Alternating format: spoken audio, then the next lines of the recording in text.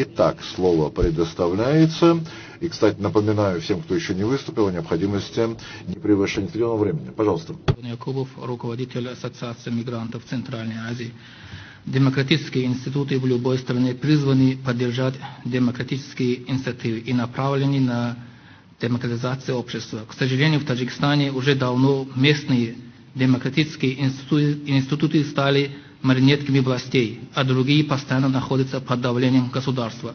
В 2018 году, накануне начала Варшавской конференции, власти Таджикистана решили угрожать ОБСЕ через средства массовой информации с переводом в нескольких языках.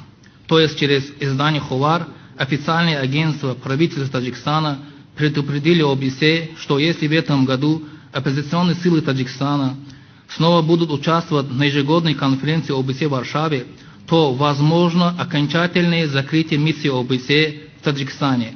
Ховар называет ОБСЕ проходным двором и утверждает, что Таджикистану чужда демократия ОБСЕ. Возможно ли этим они хотели сказать, чтобы ОБСЕ учились у них демократии? После такой угрозы, думаю, есть вам о чем подумать.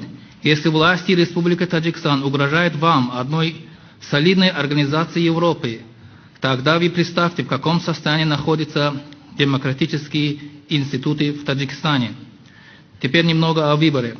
Если в других демократических странах проводят свободные выборы с целью развития института гражданства, общества, повышения политической культуры населения, устранения правового легализма и поднятия имиджа страны, то в Таджикистане создают парламент из числа круги свои, подогнать под себя, чтобы любые неадекватные и незаконные инициативы правительство узаконить через парламент, чтобы снять с себя ответственность.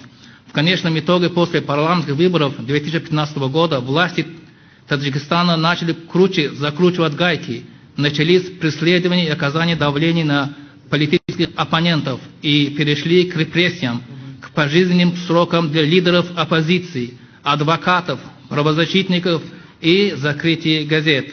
Многих отправили за решетку по фабрикованным обвинениям. Поэтому следует странам, партнерам дать рекомендации правительству Республики Таджикистан прекратить ограничивать деятельность демократических организаций, которые занимаются усовершенствованием демократии в Республике Таджикистан, и до прекращения своих необоснованных действий воздержаться от всякой гуманитарной помощи и инвестиций в область разных сфер. Второе. Международные сообщества, в том числе Европейский Союз, приняли список наподобие списка Магнитского. И в конце я хочу сказать, и мы, таджики, говорим свободу политзаключенным в Таджикистане. Озоди ба махбусони сиоси. Free Tajik political prisoners. Thank you. I'm now ready to